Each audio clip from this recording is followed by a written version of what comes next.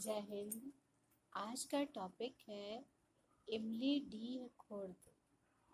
इमली डी खुर्द उत्तर प्रदेश में गोरखपुर गोला मार्ग पर गोरखपुर से 40 किलोमीटर दक्षिण में, सिकरीगंज से 1.5 किलोमीटर उत्तर पश्चिम में घाघरा नदी की सहायक कुआना नदी के बाएं तट पर दक्षिण पश्चिम गोरखपुर में स्थित है।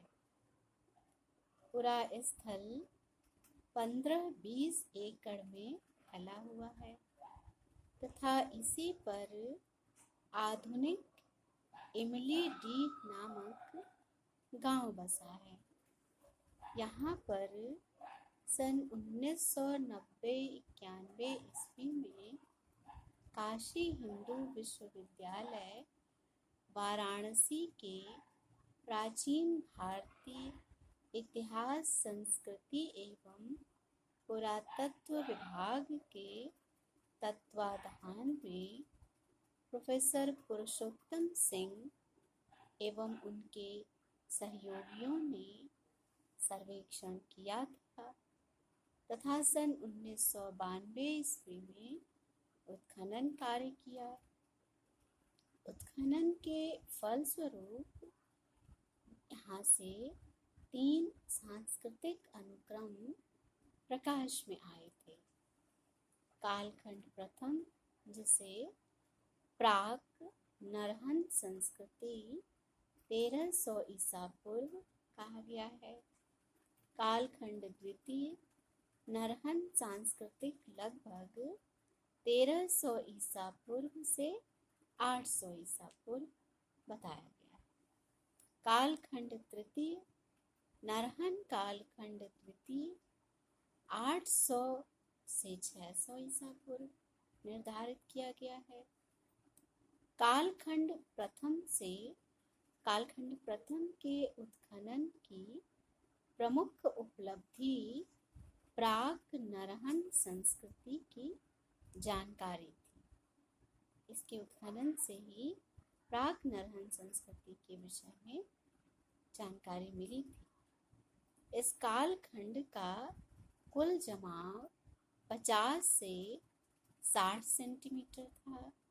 चूंकि यह नरहंत संस्कृति के पूर्ववर्ती थी, इसलिए इसे पूर्व नरहंत संस्कृति के नाम से अभिहित किया गया है।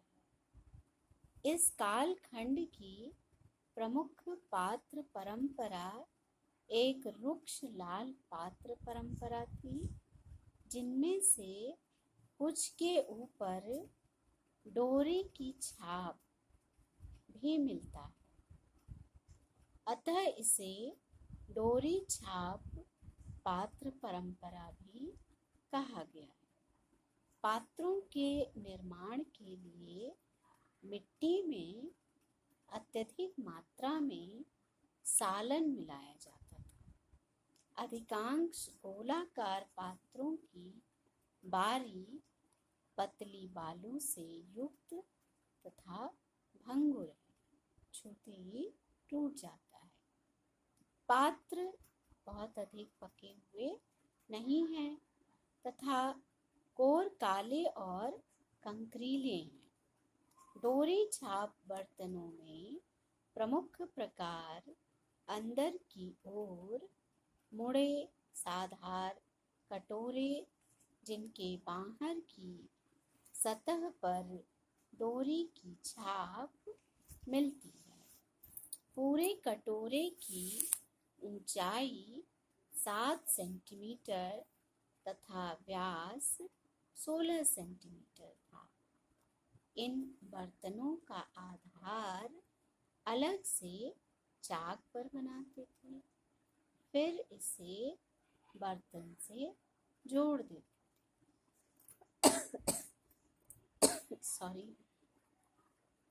इसी प्रकार से बड़े गोलाकार नाशपाती आकार के बर्तन भी मिलते हैं, जिनकी गर्दन संकरी तथा मुंह फैला हुआ है। इनमें मुंह अलग से जोड़ा जाता था, मुंह बना करके उसको अलग से चिपका देते थे। इनमें गर्दन के ठीक नीचे डोरी की छाप होती थी। तीसरे प्रकार का हांडी की सतह का पात्र मिलता है। ये तीक्ष्ण कोखदार होते थे तथा उन पर पट्टी चिपका कर अलंकरण करते थे। पट्टी पर भी रस्सी अथवा नाखून का अभिप्राय बनाते थे। रस्सी या नाखून से डिजाइन बनाते थे। इसी प्रकार के पात्रों पर कोख के नीचे डोरी छाप मिलती है। कुछ पात्रों पर लाल पांडुरंग में बिंदु तथा डैश पकाने के बाद ज्यामितीय उत्कीर्णन के द्वारा संजोया जाता था। उनके ज्यामितीय अलंकरण बनाए जाते थे। इस काल के लोग बांस बल्ली के झोपड़ों में निवास करते थे। झोपड़ों के अतिरिक्त मिट्टी की अनेक फर्शें, चूल्हे तथा भट्टियां मिली हैं। पुरावशेषों में स्टीयटाइट, टेराकोटा, अगेट तथा फ्यांस के मनके, हड्डी के शर तथा मिट्टी की चक्री की गणना की जा सकती है। इसमें प्राप्त हड्डियों के अवशेषों से ज्ञात होता है कि ये लोग चौपाई जानवर, भेड़ बकरी तथा संभवतः सूअर भी पालते थे। उनकी हड्डियों पर काटने के निशान मिले। जंगली पशुओं में भेड़िए की हड्डियां मिली है। पानी के जंतुओं में, जलचरों में कछुए, मछलियां तथा घोंघे मिले हैं। अब कालखंड द्वितीय। कालखंड द्वितीय, जिसे नरहन संस्कृति की संज्ञा दी गई है। इस काल के 2 फर्शों, स्तंभ गर्त चूल्हे तथा भट्टियां मिली हैं। इस काल की प्रमुख पात्र परंपरा सफेद रंग से चित्रित कृष्ण लोहित पात्र परंपरा है। इनमें कटोरे, साधारण तस्तरियां तथा होंठदार बेसिन है। यहाँ पर इस पात्र परंपरा के रुक्ष तथा औसत गढ़न के भी पात्र मिले हैं। सुंदर गढ़न के पात्र जैसे नरहन में मिलते हैं, यहाँ पर दुर्लभ है, यहाँ नहीं मिले। चमकदार कृष्ण तथा लाल जो नरहन में अपेक्षाकृत नगण्य थे, यहाँ पर प्रभुत संख्या में प्राप्त हुए हैं। काले लेपित पात्रों में यहाँ पर नवीन पात्र लोटा भी मिलने लगता है। इसके अनेक पात्र मिले हैं। कुछ पर मुंह से गर्दन के भाग तक बाहर की ओर सीधी रेखाओं में अलंकरण मिलता है। लाल लेपित मृदभांड जैसी नरहन में मिली थी, यहाँ से नहीं मिली। इस काल के पुरावशेषों में हड्डी के शर, मृत्तिका चक्री, मिट्टी के मनके, तांबे के बाणाग्र तथा 2 तांबे के मनके उल्लेखनीय हैं। कलात्मक वस्तुओं में स्टेटाइट के मनके विशेष उल्लेखनीय हैं। पशुओं में इस काल के लोग चौपाई बकरी, भेड़, घोड़े तथा कुत्तों को पालते थे। जंगली पशुओं में भालू, कुत्ते, हिरन, चीतल, बारहसिंगा आदि की हड्डियां मिली हैं। सबसे अधिक हड्डियां गाय और बैलों की मिली हैं। घोंघे को छोड़कर सभी जलचर जो प्रथम काल के जमाव से मिले थे, इस काल में भी मिले हैं। मुर्गा भी इनका भोजन था। अब कालखंड तृतीय में क्या मिला?